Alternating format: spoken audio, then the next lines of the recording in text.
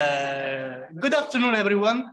I've been for the online participants. I've been setting the scene so far on mute, and I was presenting myself, Stefano Maru from Ecommerce Europe, and together with Harald Past, EuroCommerce, we have organized this event today to welcome the proposal published by the European Commission on the 8th of December, proposal named VAT in the Digital Age, and to together discuss some of the advantages or the compliance costs, the difficulties that complying with this legislation might imply. We do welcome this proposal as anyway an enabler of the business opportunities of the industry players in Europe. And we also want to mark this very important event today because this year is the 30th anniversary of the single market in the EU. And so the proposal is also aiming to increase the digital, the business opportunities of the single market in the EU. So we really hope that the discussions today will be useful for the audience, for the policymakers, and for the industry players to frame and take advantage of this proposal. Very last thing I want to mention is there will be a Q&A session after the panel debate. For now, I will be introducing the event and leaving the word to Mr. Pille, who is head of units in the European Commission. And then after a panel debate, there will be a Q&A session. But anyway, before, let me buy some more time before letting you in the hands of Mr. Pille. I want to ask you a couple of questions. We have prepared a couple of very easy questions for in-person and online attendees. First, to understand where your interest in this proposal lies, and secondly, to understand the level of knowledge that you have, so that we might find this information useful for the panel debates. And we will pose you the same question afterwards, so to see whether it's useful for you. So, in person, you should have, yes, the papers with the QR code and the code for joining Slido. I believe you only have to go to black.com and then input one of these two things. And for online, you should see this screen, so you can do the same. Either scan the QR code or just input the codes. I will just give you a couple of seconds and then launch the first poll. Again, it's two short polls. A very basic level of questions. Let's start with the first one. Do you see it? Yeah. Okay. So, how familiar are you with VIDA, the acronym of VAT in the Digital Age?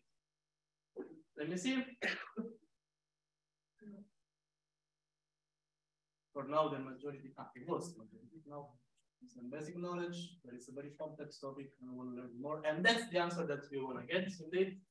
It's not about the basic knowledge, but it's a very complex topic with a very advantageous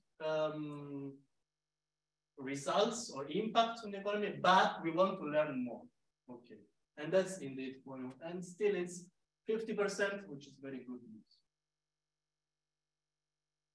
All right. That was the very first question, very easy one, huh? Just to warm up. Second question.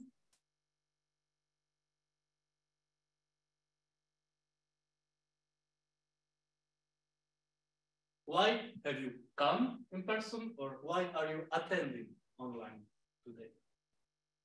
And we also here have some most favorite answers, but first you input your answer. 27, 40, 42, don't be shy. 36, dropping out. So for now we have to understand it as a whole, to understand more about the single VAT registration proposals, rates, and the impact. Okay, I think it's a very good set of answers. I'm 6. I'm just too lazy to download that. 6. You can also do on browser. Okay. I heard there will be free drinks. Okay. Now, very good. And okay, so thank you very much for answering these two very easy and short questions. We are really pretty much in line with your answers. Our preferred answer is number 2. So to understand more the impact of the single VAT registration proposal. Why is that? And with this, we are done. Because today we know that the VAT legislation focuses on 3 pillars: single VAT registration, digital reporting requirements, and platform economy. But today we want to focus on one of these pillars, which is the single VAT registration in the EU proposal. That being said, thank you for the patience of listening for this introduction. I will now leave the floor to Patrice Piller, who is head of the VAT unit in the European Commission at the DG Directorate General Taxud. And thanks again for following and coming in person. And thanks, Patrice, for.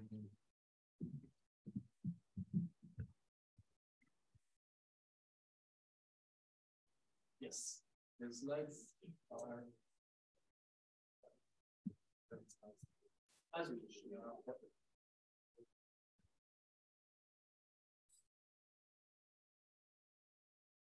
Right. Good afternoon to all. I think I will also stand.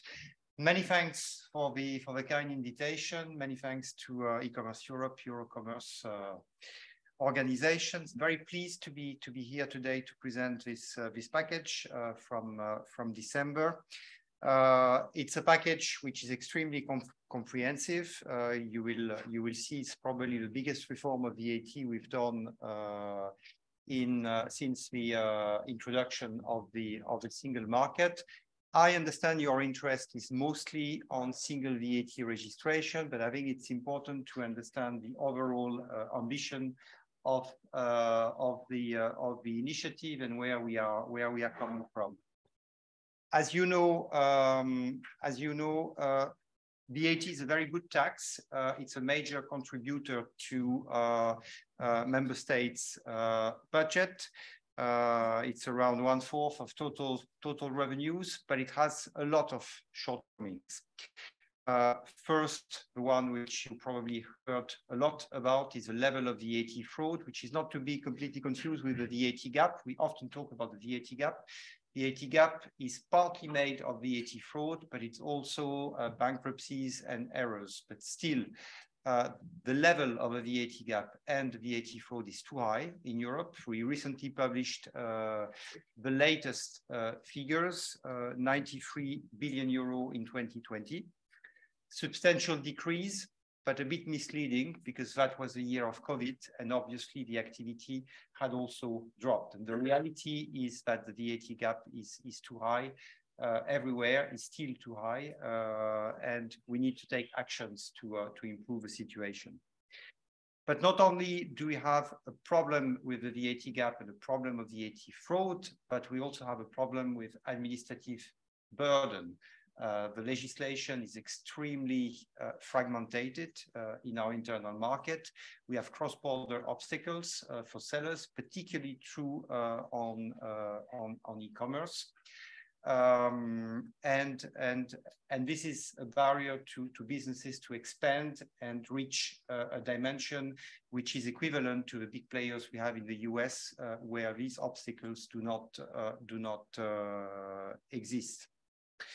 We also have new business models for which a VAT system was simply not adapted to that, thinking about the platform economy, particularly in the sectors of accommodation and transport.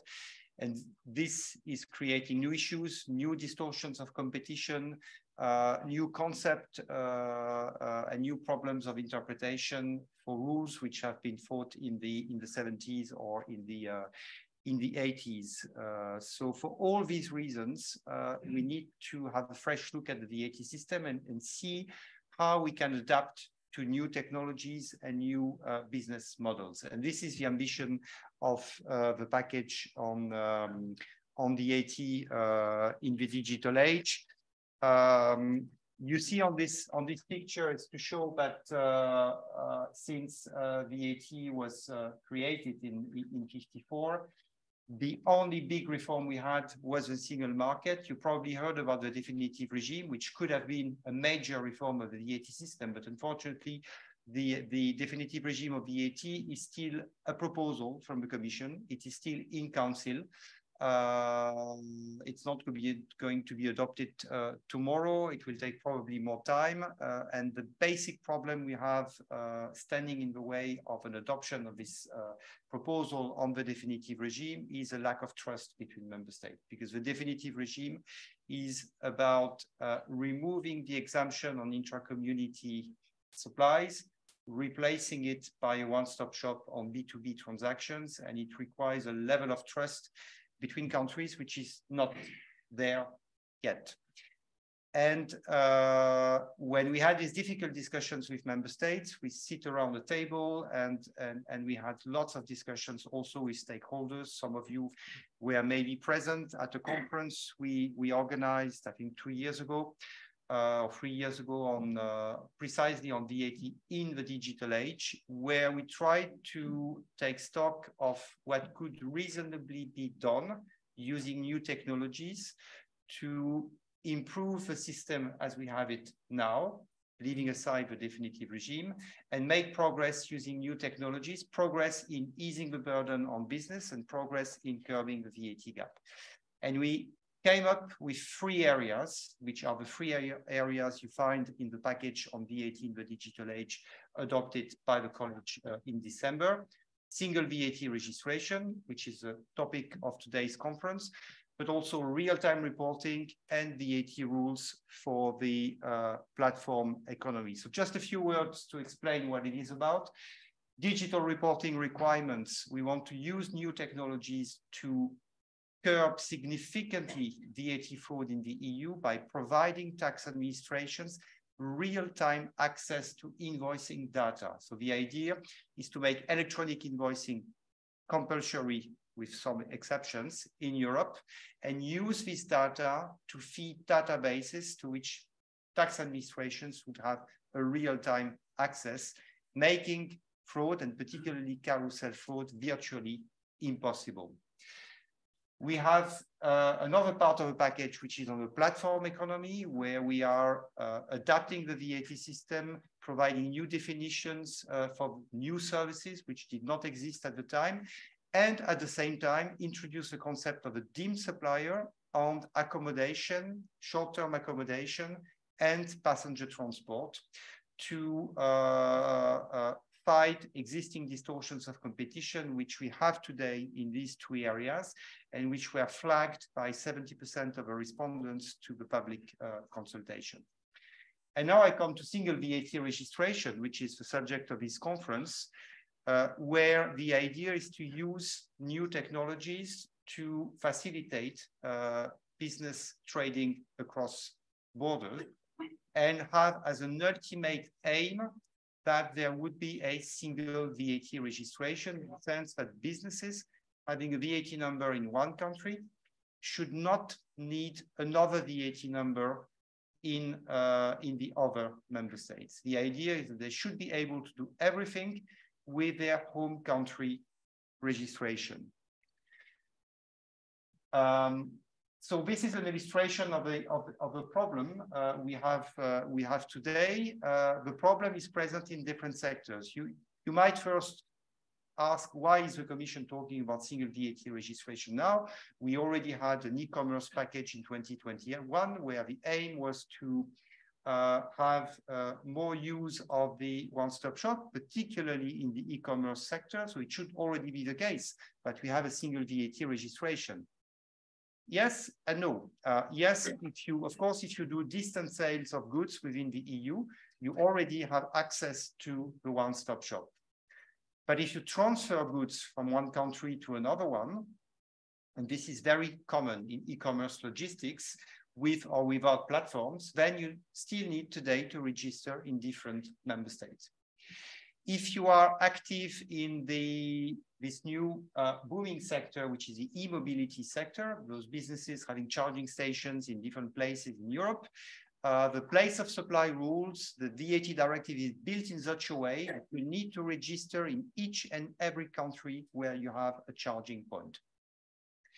Another example would be supplies with installation and assembly. There are lots of other examples, but the areas which are probably the most economically relevant are e-commerce, notably food transfers, and the e-mobility, which is a new problem which has been discovered recently. So what are we doing, or what are we proposing to address these issues?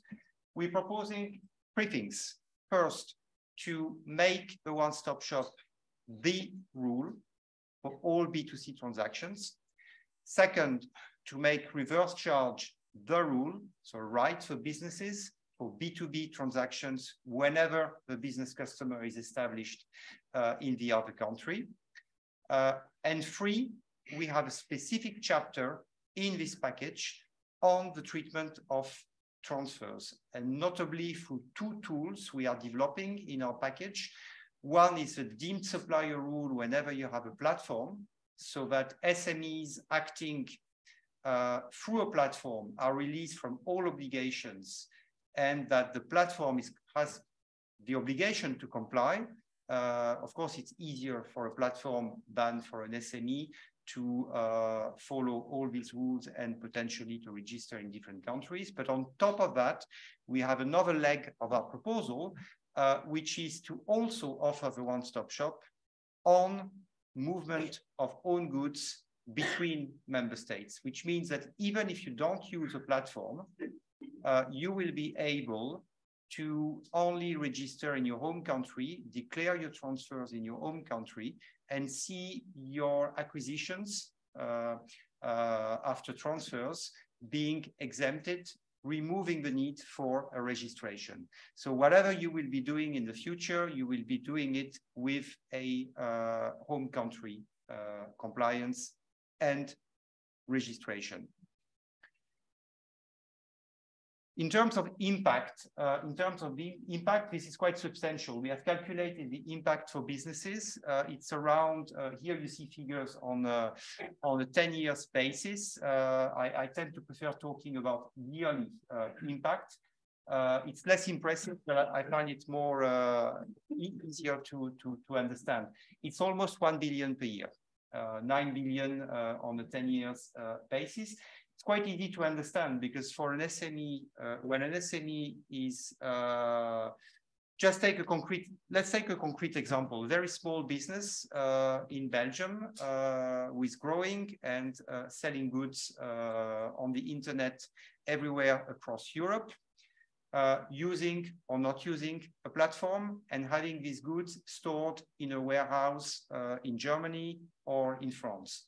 Today, they need to register for VAT in Germany and in France, deal with foreign languages, deal with foreign audits, manage compliance rules which are different. Very often, this would require a tax representative.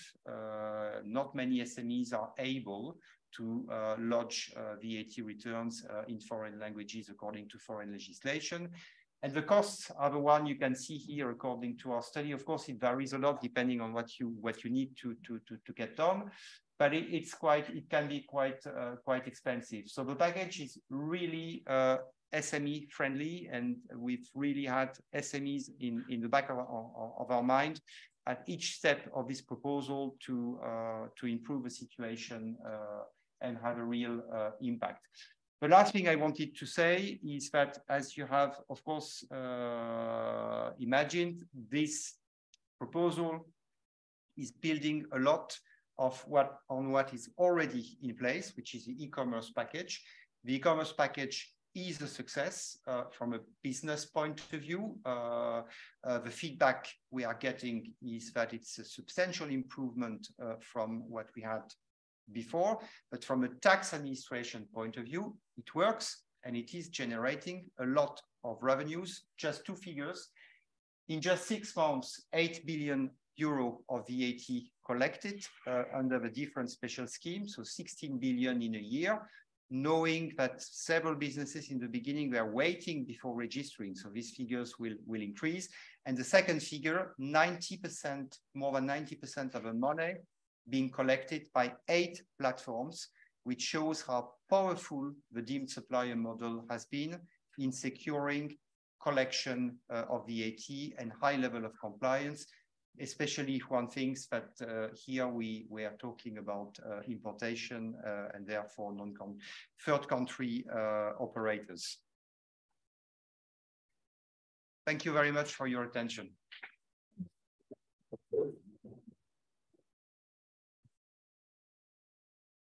Thanks to you, Fritz, for your presentation.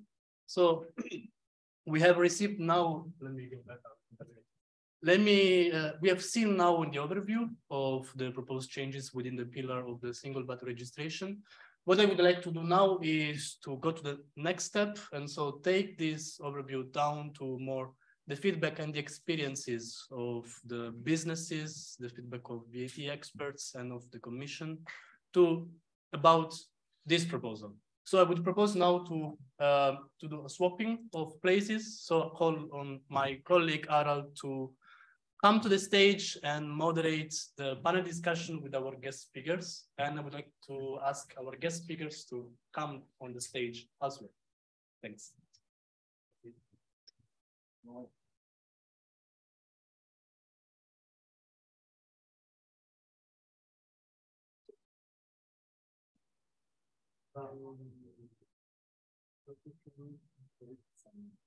Yes. So I guess it's here. Randomly. Michael is sitting here. Richard is sitting over there. And Anna, where are you? Anna, you are here. And you are Anya, you are this. Okay. Hope that was clear.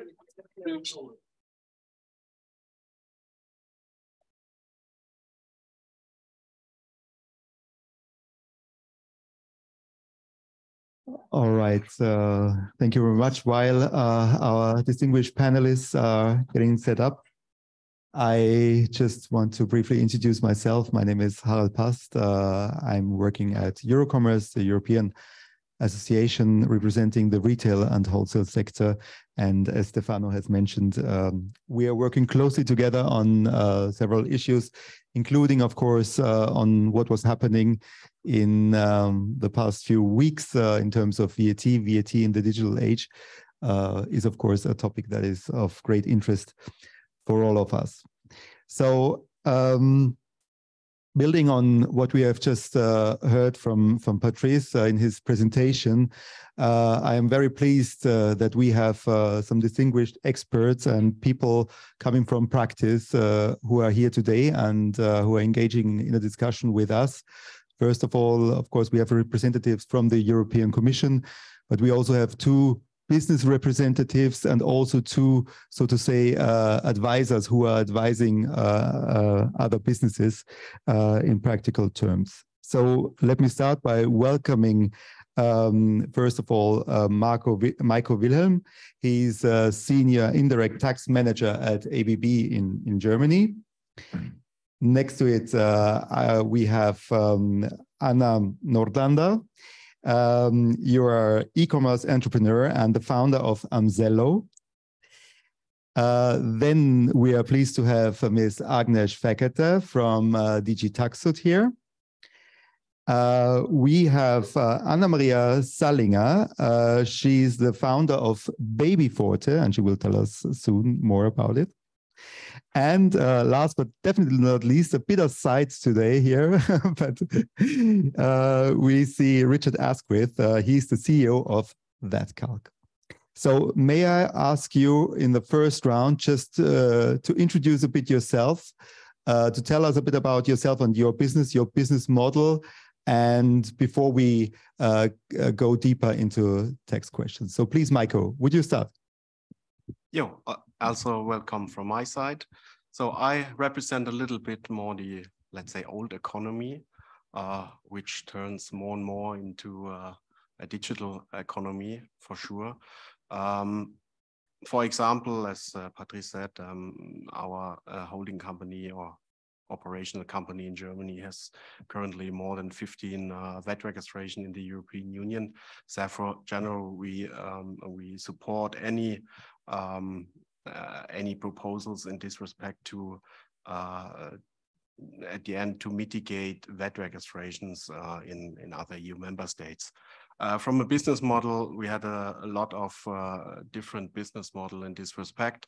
Meanwhile, we're operating with web shops. One of our business units is selling chargers for in the e-mobility sectors. We are one of the leading companies or producer manufacturers of this charging station.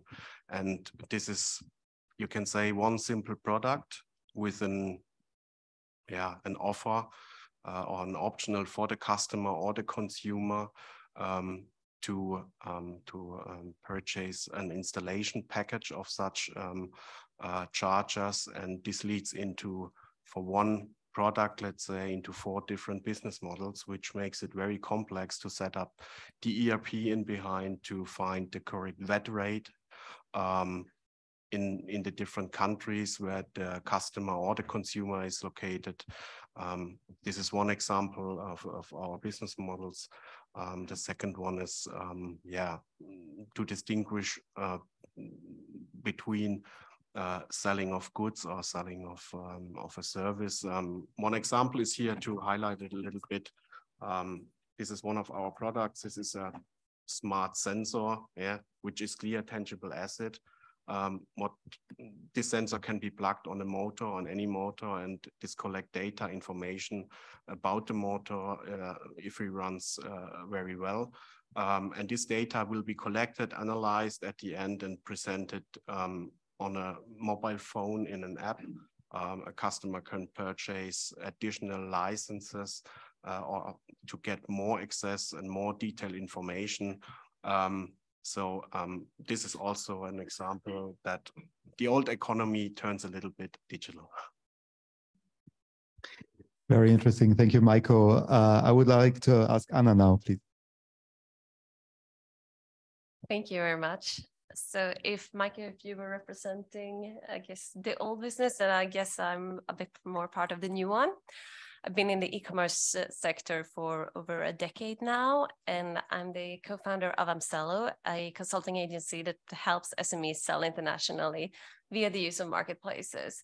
So a lot of focus on getting actors that may not have sold online before to get them online and then get them out in the world. And then, of course, Europe is one of the first steps. So that's what we're working with. And one of the first questions we always get is, well, what do we do with the VAT registrations? Because everyone in e-commerce knows that, you know, consumers expect same day delivery or even, you know, delivery within a few hours. And to be able to do that, you need to keep stock close to the customers, which is today still causing a lot of headaches for people. So excited about this summer. I can imagine, yeah. Thank you. Agnes, please. Thank you very much, and good afternoon from me as well. I'm very happy to be back just after 6-7 months. I think we had the last roundtable on the single VAT registration, where we listened to you, when we listened to your questions. So I hope you are happy with the proposal, what we put forward, and especially the transfer part of it, because I still remember the panelist next to us who was saying, as long as you don't solve the transfer in the e-commerce business, we cannot use completely the one-stop shop, the import one-stop shop. So who I am, I'm Agnes Fekete, working in the European Commission on the VAT field now for more than 3 years, worked on the e-commerce implementation, and before that I was working in customs. So my main goal is to work together, customs, tax, so that everything is quick and green. Thank you. Thank you, Agnes. And I'm sure you will hear this afternoon if companies are happy with the proposal. Thank you. Anna-Maria, please. Yes, hello. My name is Anna-Maria Selinger, and I am the founder of 2 companies, actually, in which we have 3 premium brands for nutritional supplements, which are called Baby Forte that is for pregnant women. Then we have Courier Femme, which is specifically designed for women's health, and Masque Pro is for men. I founded my company in 2015 as a side project to my regular job with 4,000 euros. And today we have an annual turnover of several million euros. So we grew quite big in e-commerce. Yeah, what is there to say? I mean, we started locally in the market, but after growing more, we expanded, of course, to more EU markets. And we realized that customers, like Anna said, have in common that they expect very fast deliveries, they expect low shipping costs, and also they expect us as a company to develop concepts to make logistics more sustainable. And the solution definitely is to store products closer to the customer and deliver them from close by, which is usually from their home countries. So the issue today is huge for us. We have a lot of VAT registrations and very complex systems to make compliant ways of declaring them also. So I'm really excited to be here and happy to hear more also from the other participants. So thank you. So proximity is key for you. Richard, last but definitely not least, please. Hi, everyone. So I'm Richard Asquith, and I work in VAT technology. But more than that, watching Patricia's slide, I realized that I'm an ex-profiteer, because I'm embarrassed to say that as a tax advisor, I grew up as a tax advisor, and I was in many businesses before I moved into technology that helped e-commerce traders cope with VAT registrations, etc. I was part of this 8 billion. I think it was, or 1 billion. I mean, I didn't get a lot of it, to be honest. You know, I wouldn't be in a cold Belgium hotel or office if I did get it. But I grew up watching the frustration and the friction that brings, watching these advisors on the side helping businesses. So I became passionate about that and looked to technology, and that's why today I work in technology and automating this, because as we'll see, the solution to what some fantastic ideas and proposals is automation, without a doubt. And so I'm really keen to lend not just the tax expertise side and to confess a little bit about my shady past, but think about how automation can help you, whether you're an e-commerce seller, whether you're a marketplace or a B2B business, realize the wonderful opportunities that these proposals can present. Thank you so much, Richard. So now probably let's trigger a bit the discussion. Just to say up front, I would like to make this an interactive panel. So whenever you feel like you would like to comment on something someone else says, please don't hesitate to chime in and to just pose your question. So there are no real rules here. So, but my first question would indeed go to Anna Maria, but also to Maiko. Because I would like to know a bit more about your experience with VAT compliance when trading across the EU, and especially, and that's what we have also heard, when you are storing inventory, for example, in other EU member states. So how do you go about it? And also, what is your experience with the one-stop shop that we have until now? Are you making use of it, or is it useful for you? And how do you deal with inventory stored in other member states?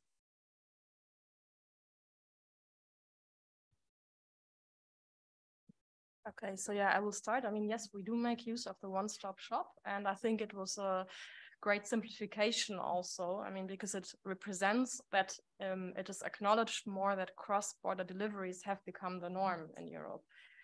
I think for us, the biggest challenge was really to introduce a system for our products at first to be compliant in the whole VAT area. So I started my company, and you have to imagine that, at first you are very small and you sit there basically by yourself. You know how many startups fail, and you have the challenge that you have to have the need to set up of very complex systems to send invoices to customers, to get the registrations, to understand the whole system. And so for me, one of the biggest challenge at first was really to understand the system and find the technical setup, to find tax advisors in a stage where all I wanted to do is make my company succeed.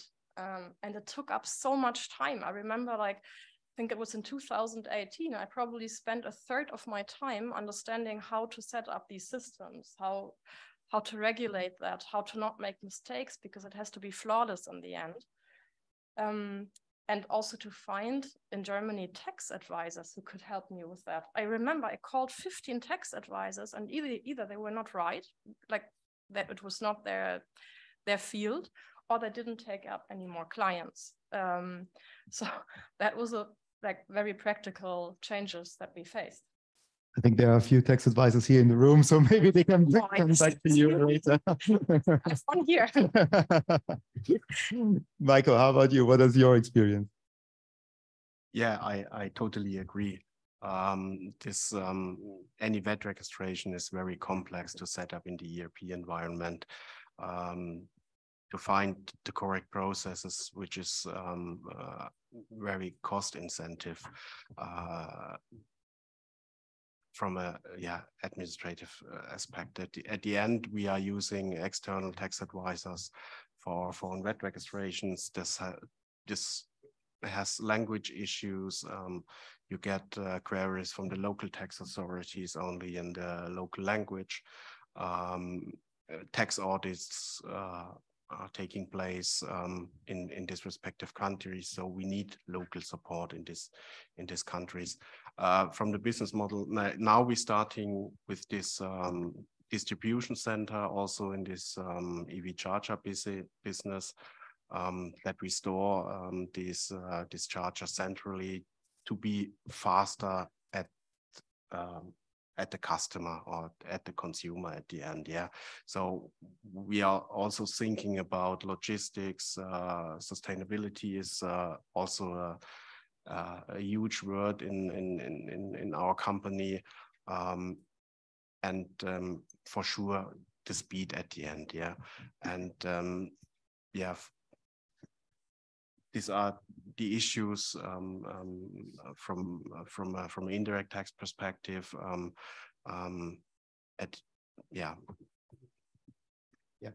Thank you. I was just reminded to remind everyone here, you can anytime put any questions you have on Slido. We will have a dedicated Q&A session soon, so you can already think of any questions, and we are happy to post them to the panelists. But I would have now a follow-up question to actually both of you, because we have seen the proposal and Patrice has presented it, and the idea of indeed creating a single VAT ID with which you can then also report VAT through one single platform. So in how far do you think this could influence your future business plan? So would this indeed be helpful? Now I can start. Yes, for sure. Yeah, especially as in the example I presented into my introduction regarding the selling of chargers through a web shop. This mitigate for sure clearly the risk to be registered in such countries. On the other hand, we have a lot of other different business models. To be honest, I see in practice that a lot of VAT registration occurs on the purchase side as well. Yeah. In some business areas, we have so-called turnkey projects with a lot of sub-suppliers in other EU member states, which means we are selling goods, including installation at customer sites and other EU member states. And if we order goods at sub-suppliers for a direct delivery on the customer side, this leads currently in a VAT registration obligation due to an intra-community acquisition in a ship-to country. Yeah, this is one major topic. So currently I can say that most of the registrations occurs on the purchase side, and especially also for ABB companies which are not established in the European Union. Yeah, we had a lot of sister companies from the Americas regions, from the Asian regions, which are registered at least in one EU member state in this respect. Right. So Anna Maria, would you, what is your view on this? Yeah, I agree with that. I mean, for us, it would make a huge difference in acceleration of entering new markets, because we always have to wait for the whole application process. And at the meantime, we already need to produce products. And so to coordinate that is always a bit difficult, especially as we have products with a shelf life. So if the registration takes long, we are always waiting for the VAT ID to start. And another point that I see also is that we are often hesitant to enter smaller markets, because we know that if we enter a smaller market, we need the whole setup and we have all the costs and all the compliance issues. And if we realize that the market is not successful, then we need to deregister again. So yeah, definitely one single VAT ID would make that much easier. Great. Please, Richard, yes. Yeah. Well, I would just underscore that most of the problem is in the registration. It's the tax authorities are understandably cautious about giving out numbers because of the fraud issues. So what you tend to see is honest companies struggling to pay over tax. You know, you hear them pleading, "I'll write a check right now. Tell me the tax authorities' sort code or IBAN number, and I'll send them the money." And they, you know, e-commerce sellers never understand why you can't ring up the tax authorities and say, "Where do I stick the money? Do you want news notes? How do you want it? I'm ready to go. I need to trade." And so I think that's what's really, that's what the breakthrough is here. It's a single registration, and it's an opportunity to talk to use your own tax authorities to do business in France, Germany, Italy, in the way that you're used to. So I suppose, you know, and I'm oversimplifying it, but just taking the registration out, the pain of getting registered, you know, the times in my old profession, because I'm reformed, just to be clear, I would tell people, you've used a black pen to sign this document, and I'm not going to pick on a country X insists on you writing in a blue pen, signing that in a blue pen. So can you resend that document, take it back to your notary? I mean, that's just bizarre for honest companies. Yeah, indeed. And I actually wanted to come back now to Anna, because Anna, you are also consulting e-commerce sellers. And I assume that some of the issues that have been mentioned here sound quite familiar. So what is your experience with your clients? I mean, who probably don't deal with VAT issues on a daily basis? Well, I figured I'll start even earlier than that, because I was already in 2015 sitting at a startup that I was building. We were building our business completely online, selling stuff, trying to register in Italian and in Spanish by ourselves, because no tax advisors back then were able to help us. So things have moved forward. That's the positive thing. We're trying to always help small and medium-sized businesses go online. So when it comes to VAT, we're facing the difficulty. We need to tell them to actually get online, and then when we're trying to get them to get go international, it's always the same question. But what about VAT? Like, what do we do with that? And we're like, you know, it's a bit of a headache. I did a few years back an investment in two guys. I'm from like a small town up north in Sweden, and I met two guys who had started a business. They were going to sell watches. And I just moved back and I thought, that sounds like fun. I'll invest a little bit in this. These were like two sales guys. So obviously they had VAT registered in 7 countries without having sold a single watch yet. That was before I came in, just to make that clear. And yeah, late last year, we had to sell that business off. Obviously, I did not make any money from that investment at all. Probably my worst investment to this date. But the thing is, not all people are like that. Most people don't think, oh, hang on, I'll just go and VAT register in 7 countries without having any sales. And the big problem with what it looks like today is that most businesses, They don't even have a chance to test those smaller markets because they see all these headaches that Anna Maria just told us about. And also we tend to tell them, well, you know what, try it from your own country first. We'll just do distance fulfillment, which, you know, in the long run means that they don't really know whether their product will be a success in another country or not, because delivery times are just too slow. So I think this is, like, the proposal will have a massive effect on SMEs, because it's often the SMEs that, I mean, maybe you guys can afford it, but most of the smaller players may not be able to afford that kind of support that's actually needed today. Yeah. I just wanted to come back to another aspect also Patrice has mentioned, and this is indeed the concept of deemed supplier regime for marketplaces. So e-commerce sellers selling via marketplaces. So the VAT would then be collected and also remitted by the marketplaces. So especially Anna and Anna Maria, but potentially also others who have a view on this. So do you think this could really make life easier for sellers? So what's your view on such approach?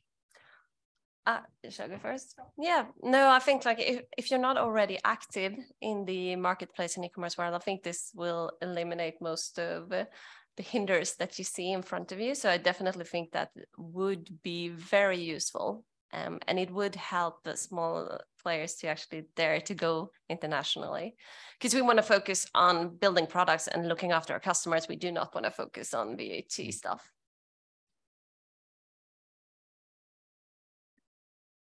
Michael, you're struggling with the micro.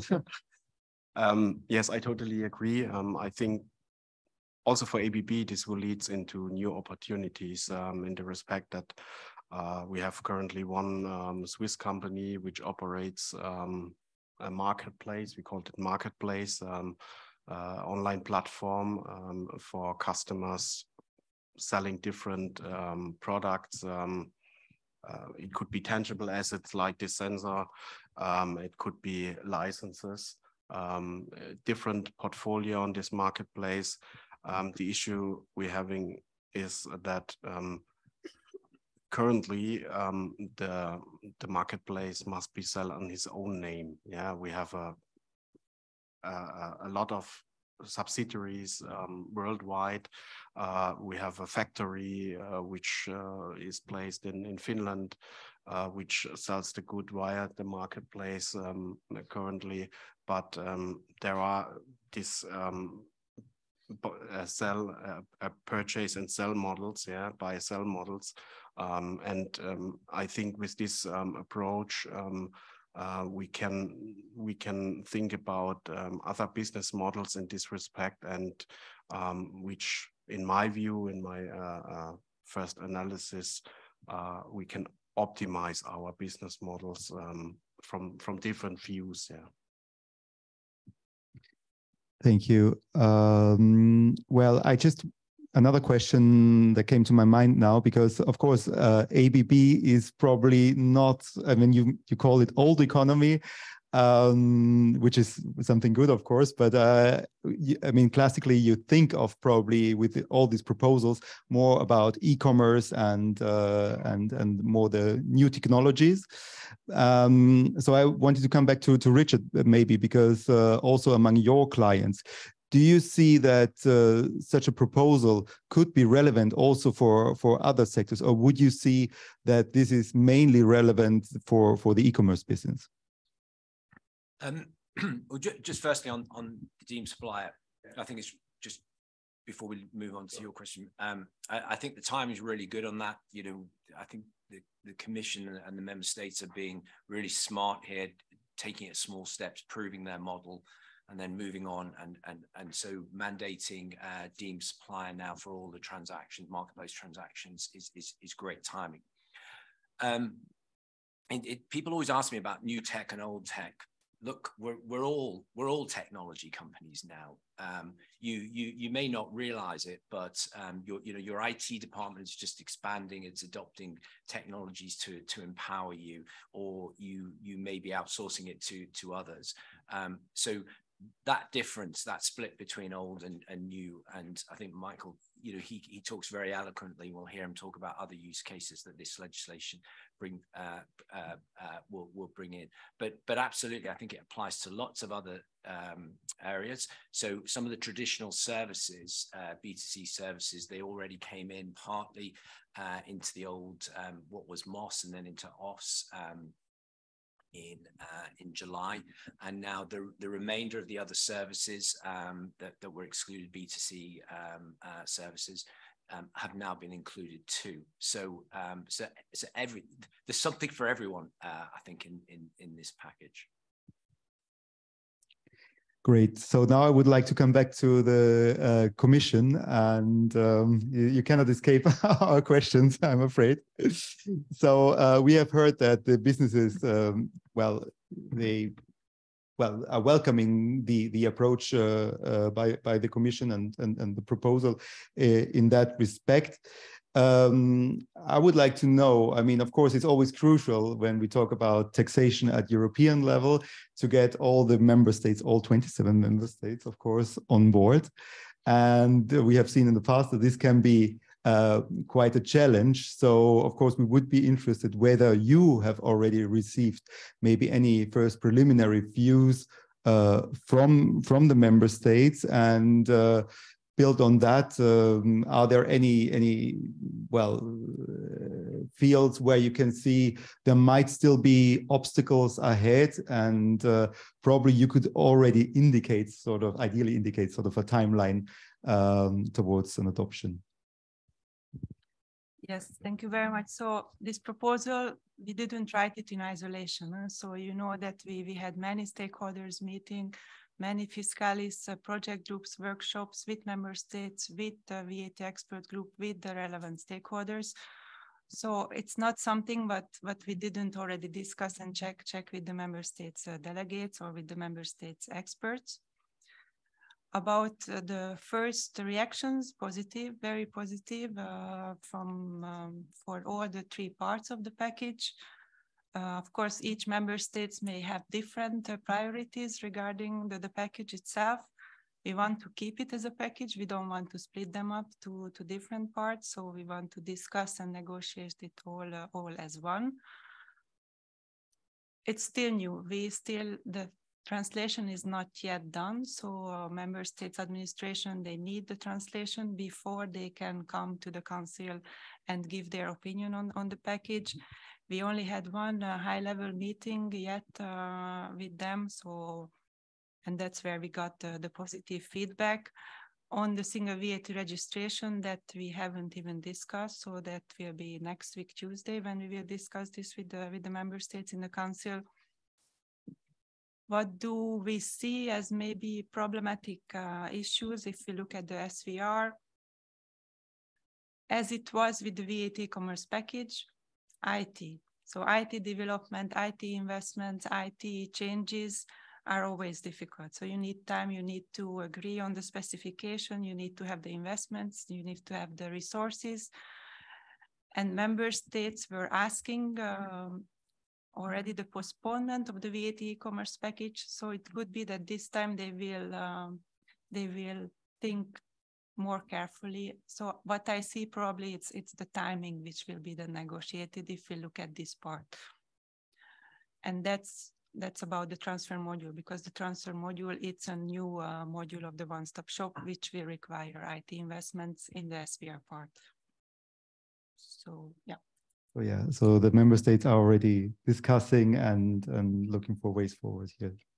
But just maybe also, unpacking the impact of the proposal a bit more. Could you tell us a little bit what we might expect, which impact we might expect on existing compliance processes? I'm thinking now of, for example, Intrastat reporting. What might companies then expect once this proposal goes through? So if we look at now Intrastat, we are not there yet. So we had to come first with our proposal. Let's see how it works. Compliance, I think it's member states' responsibility. We cannot regulate that on EU level, but on Instratat and reporting obligation, there may be some still maneuvers, but first let's start with our proposal. Thank you so much. Now, I would like to come back briefly to Anna, but potentially also to Richard, you as advisors. So you think if these proposals, I mean, of course, assuming that these proposals will be adopted eventually, do you see this changing also the advice you would provide to your clients as regards, for example, their business structure and also the VAT affairs more generally? I think if we didn't change our advice, if this one comes through, then we would be in trouble. No, but yes, we would definitely change our advice. We would be more willing to advise even smaller businesses to test the markets out, and really test them, which is something you can do when you can keep inventory closer to the customers. So definitely, and I think it would lower the entrance barrier for the smaller businesses to sell, we're making the single market actually a single market also for the smaller players if this comes through. So yes. Clear answer. Richard, what do you say? Yeah, I'd echo that. I think what's going to be interesting here is what the marketplaces do and how they help and how they adopt technology and how much of the burden they put onto the sellers. So there's a lot of experimentation, I think, from a commercial point of view, that sellers can do, and I think it'll get better for them, easier for them, because these marketplaces, they've got the resources to adopt the kind of technology. I thought they were a little slow, some of them, for the 2021 reforms, but most of the sellers I talk to now, their marketplaces have got a lot better.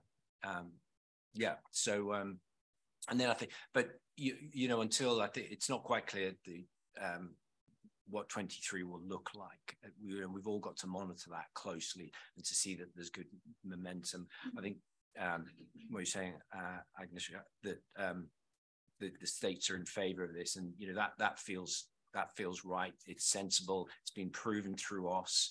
It raises money, so why would anyone object to it? But keep your eye on what 23 feels like the key year for us here, because I think 24 we have the EU parliamentary election, so nothing.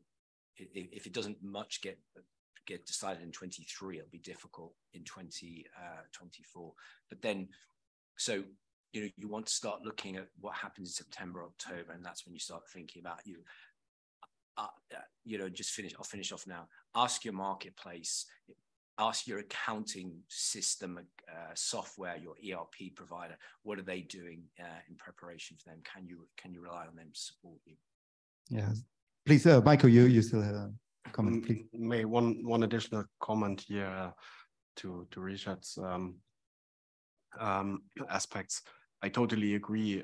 We have to consider that most of the companies, I know more the large companies, are in ongoing ERP projects in the sense that the software version must be changed during the next years, and there are ongoing projects. And for sure, all the proposal will have a huge impact on the ERP system in the invoicing processes. We have to focus more on a fully automated tax code determination, which doesn't exist so far in a lot of ERP systems. Yeah, if we are obliged to report within 2 days, this in my view, leads into fully automated ERP in respect of the tax code determination, even on the sales side, also on the purchase side. Yeah, and this needs efforts for all the companies. I think also if we talk about the small and mid-sized companies, there is no such a ERP in place in most of the small-sized companies to issue a correct invoice and to be able to transfer the data to the competent tax authorities in these countries. This must be clear. Yeah? And so in my view, as earlier we get a final VAT directive and approved VAT directive by the EU and by all the member states, as at the earlier time we can start all these projects around the technical and ERP adjustments. Yeah, so it's clearly, Richard, I come back to you in a second, but as you mentioned, I think one thing is clear, it's not only about the business model, but it's also about the size of a business. I think it's really an issue for all kinds of sizes, company sizes. Yeah. Sure. Richard, please, you had a comment. No, I just think you nailed it there. That's where the market failure, that's where the market risk is in the accounting systems, the ERPs. They won't invest in this until they always ask me, I want to see the legislation, and you explain the legislation will be published on the 15th of January, weeks and months after it's already come in place. You can't rely on that, and they've been burned a lot. We've all seen delays in the introduction of e-invoicing, etc. So, that's why I'd say keep an eye on how they're helping you and if they're ready. Right. So before turning to you, to the audience, and give you the chance to pose questions, be it via Slido or also people in the room can ask a question directly with the microphone. I would just like to give the panel the opportunity, if you have direct questions, for example, to the Commission, please don't hesitate to do it now. In the meantime, if there are questions from the audience, please raise your hand. We will come to you. Just like to remind you that you please state your name, who you represent, and to who you would like to address your question.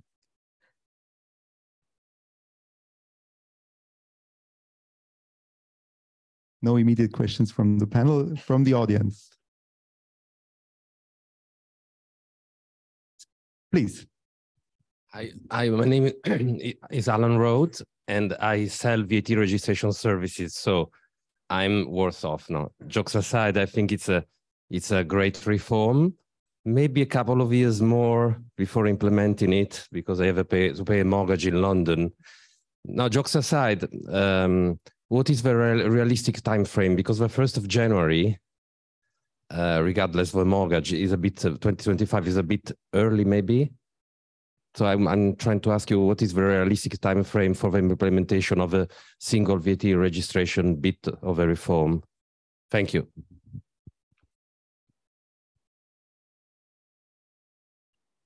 Yes, in our proposal, indeed, we put 1st of January 2025 for the changes regarding SVR, and also where you need IT changes for the legislation. So we still think if there is an adoption this year, that gives enough time to member states and companies to prepare for this date. Quite ambitious. Yeah, let's hope for that. Any further questions from the audience? Yes.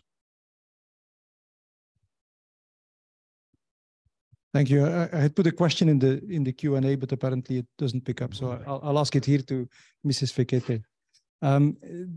Patrice mentioned earlier that in business to business, the reverse charge will be the standard, let's say, to solve the VAT registrations. I read in the changes that it says that member states shall allow that the reverse charge is applied. Does that mean that it will be optional for businesses, or can member states, like a lot of them do today, still require that the reverse charge applies?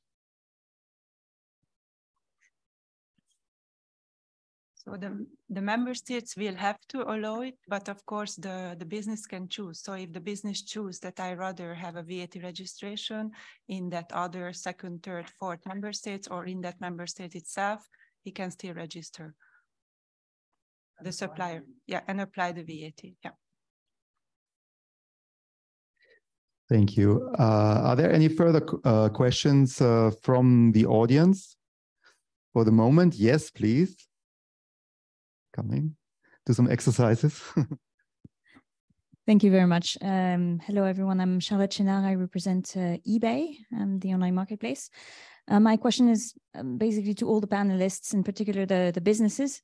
I was wondering if any of you have products that are covered by the margin schemes, and if so, what do you think of the changes that the proposal would bring to the margin schemes?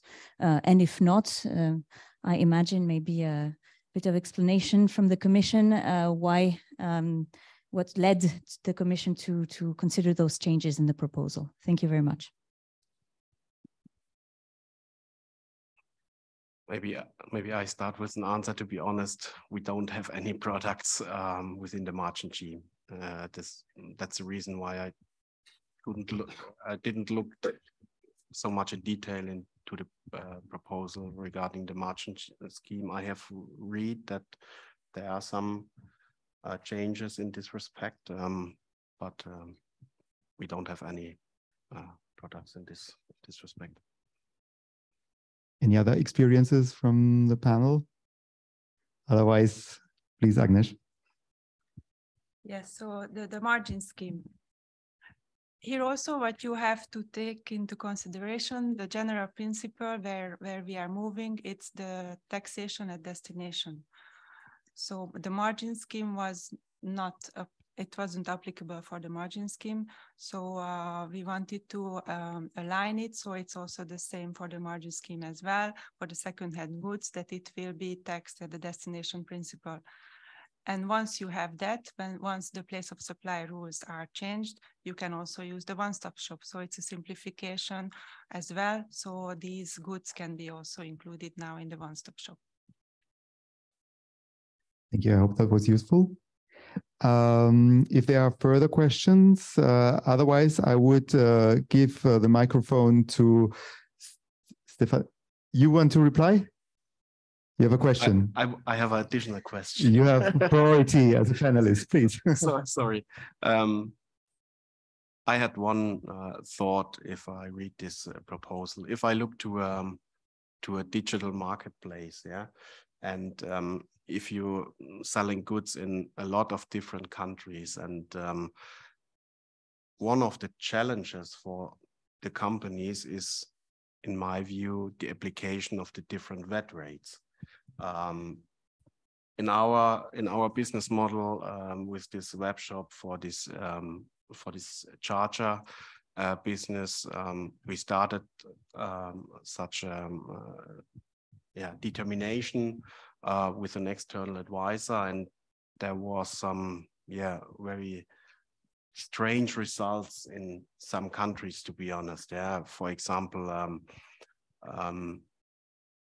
in France, if you sell a charger to a private property which was built during the last 2 years, you have a VAT rate, reduced VAT rate about 5.5%. Outside this 2-year range, you have the standard VAT rate about 20% in France. I think this is a big obstacle for such a business to determine the correct VAT rate under a lot of different requirements. Are there any thoughts about to harmonize this a little bit? This is a big obstacle for the business. I think we could organize many more roundtables coming to this question. Please, Agnes. Harmonization? No, I don't think that's something what we will ever achieve, or not in the short term. What it maybe can help you, I don't know whether you know that we have the Taxes in Europe database, the TEDB, which is normally filled in by the national administration. So they fill in per CN code the applicable VAT rates. So this database can be also connected to your system. So there is a kind of digital transmission of the data, and then it can help you to identify the correct VAT rates depending on which member state, which country you are delivering. I just may add on that, of course, we also hear that often from our membership, and ideally, They would like to see binding information. We understand that there are some obstacles, but nevertheless, I think this would be something as a further step to really have binding information in the database. Richard, please. Yeah, I think technology is catching up with these problems now, and it always does when there's a market need. Then someone smart will come along and develop the technology. So VAT rates is a really good case. So there's really clever AI now being adapted for VAT rates and the correct identification of VAT rates. And it was a few years ago to use these kind of services. It was an absolute fortune, and now the past 12 months the price has really collapsed. So I'd have a look for those, and they're getting really clever now. You can type in pretty much anything, you know, man or woman's cotton shirts from such and such a country, and it will deliver back pretty reliable you know, VAT rates, HS codes, any other codes that you can need. So so the cavalry is coming on that one, I would say. Right. If not the Commission harmonizing VAT rates, we'll see which comes first. Yeah. We remain curious. Stefano, in the meantime, he was not just lazy sitting here, but he was monitoring all the questions we have received online. And please read out some of the questions and post them to the panel. Thanks, Harald. So I have to see that we have received a fair number of questions from the online audience, for which I'm very happy and grateful, and which shows the interest and eagerness of attendees to get involved and understand. I will only select a couple of them. Almost all of them are addressed to the Commission, so I can avoid that. I'm sorry. Let's start with one. That's a very relevant one. It talks about deemed supplier regime for marketplaces, specifically the impact. So how does the extension of the deemed supplier rules for marketplaces, EU marketplaces, impact them? Will them be required to issue tax invoices where it is deemed as a supplier?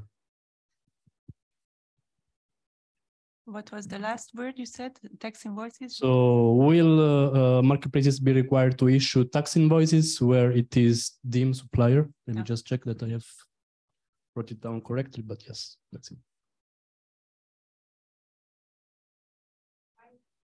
So why did we extend the deemed supplier provisions? The first step was to how to solve the transfers. So how to solve the transfer of own goods. How to do that we already make the marketplaces the deemed supplier from the moment the goods are transferred from one member state to the other, not only from the moment when it is sold. But then we went one step further to extend it to also to the intra-EU sales. I mean, to the sales by the EU established underlying suppliers, which was in fact already the case in the import one-stop shop. So there already they were the deemed supplier, even if the EU underlying supplier was importing the goods. So what we did that we made it equal. So it's the same now for all kinds of supplies, all kinds of sales on the marketplaces. It is an extra burden for the marketplaces, and also not, because now they don't have to make a distinction whether it's now a supply from outside of the EU or inside the EU. It will be the same rule for all. So a way to increase the level playing field. Yeah, and also to see exactly, so to make the level playing field. Thanks for this, because that indeed. So already a non-EU established underlying supplier didn't have to concentrate on any kind of VAT obligations, while their EU competitors, they had to fulfill the VAT obligations in the different member states. So now it will be all put on the marketplaces. Yes, thank you. Thank you. Any reaction to this answer? otherwise, and online through Slido. Otherwise, another question. That question, it's not about really the impact, implication, the content, but a little bit about the wording. And I find this question also very interesting because we also encountered this this issue. I don't want to use the word issue, but okay. So that in the digital age says that member states shall allow the B2B reverse charge if the customer is VAT registered. Shall allow, does it mean that suppliers can choose, or is it eventually mandatory? Yeah, I think got this question already before. So yes, the member states, they have to allow it, but the supplier can choose. So if the supplier they want to register in that member states, he can still do that. So it's an obligation on the member state, but not on the obligation on the supplier. On the supplier side, okay. And if no reaction, there is a reaction, so no more question. Come to you. Hello, my name is Angeline Camus. I work for Rhinos Public Affairs. And my question was related, we just talked about now the transactions that are subject to reverse charge mechanism, B2B. But how are the B2C transactions treated in the proposal, especially for goods that are already subject to reverse charge mechanism? This was also linked with the missing fraud issue that we raised regarding electronic products.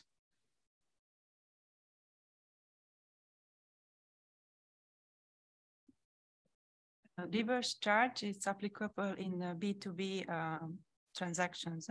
If it's B2C, then it can be included in the one-stop shop or in the import one-stop shop. So this will be now available for all kinds of B2C, any kind of B2C transactions. So yeah. Okay, so thanks a lot, Agnes, and everyone for your time and for your insights. We can maybe move to the conclusions, because after the conclusions we have the drinks, so we shall not miss out on this. And so thanks a lot again, also from Ecommerce Europe, from EuroCommerce, for being here today. I will just draw the conclusions. There is no need to swap places. Let's skip on that part. Conclusion-wise,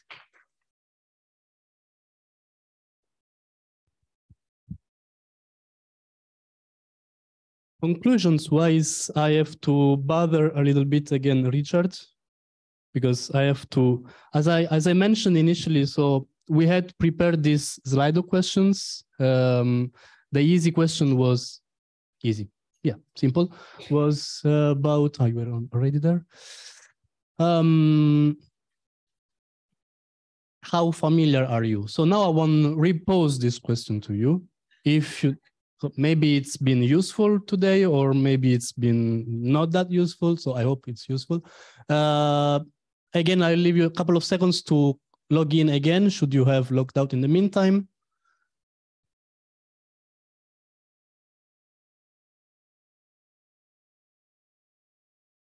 Oh, no, that's the old one. Are you familiar? Yes, okay.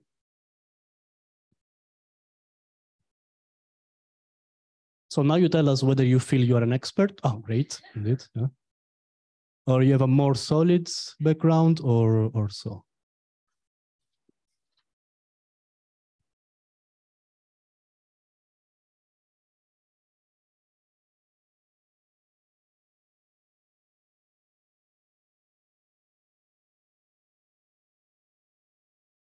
That's an interesting result. Apparently, more people have a solid background than before. So it means that indeed the discussion we had has been very useful for people to understand the technicalities, how the legislation can be complicated, but apparently is not too complicated because you have a more solid background. So actually, it's been changing while I was talking. Anyway, it's almost the same.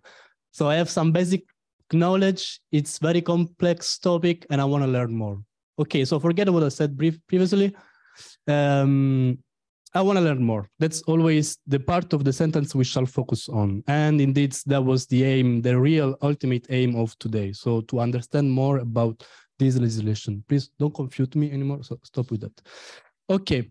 And now I have another question, and then I've finished, which is a little bit more content oriented. So what are your impressions now about this proposal? What are your impressions specifically about the single VAT registration pillar of the VAT in the digital age?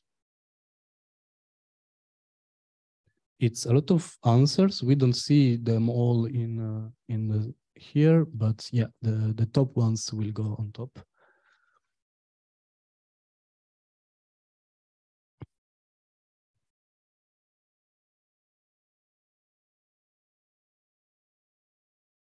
As soon as possible.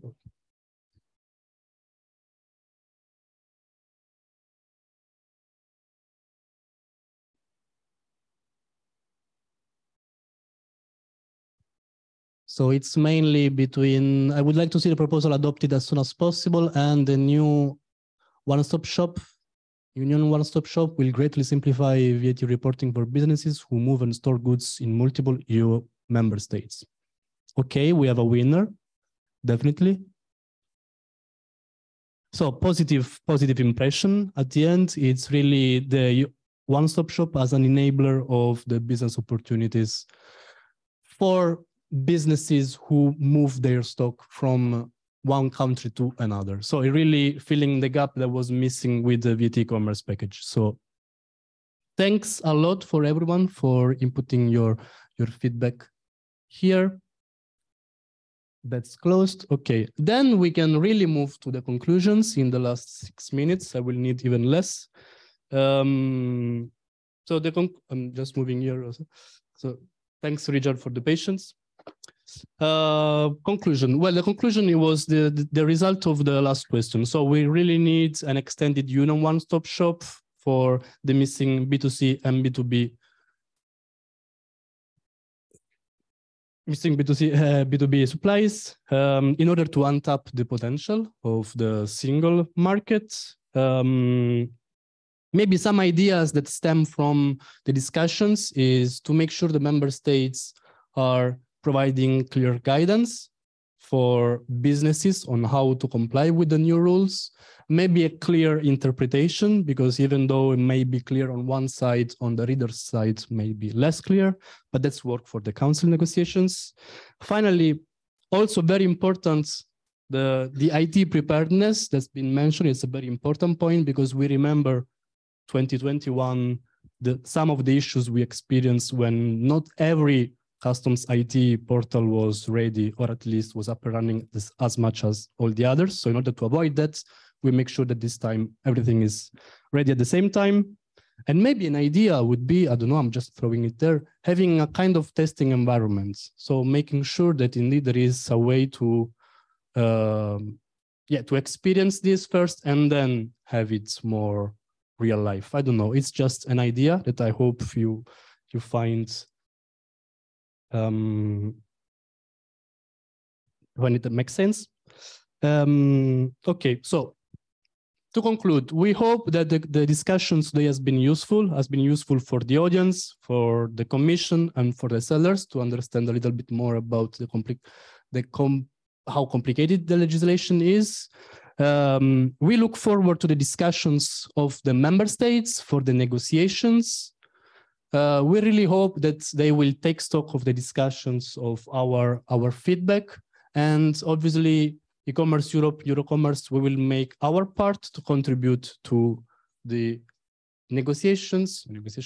And there is at the moment an open call for feedback on the proposed legislation, with deadline, if it's not been changed, because recently has been pushed further, on the 17th of March. So through us, through you, please submit your contribution to the European Commission, because that's the way the EU works, with transparency, with input from the users, let's say, of the single market. So that's it. Thanks a lot for coming here, and See you at the drinks. Don't forget.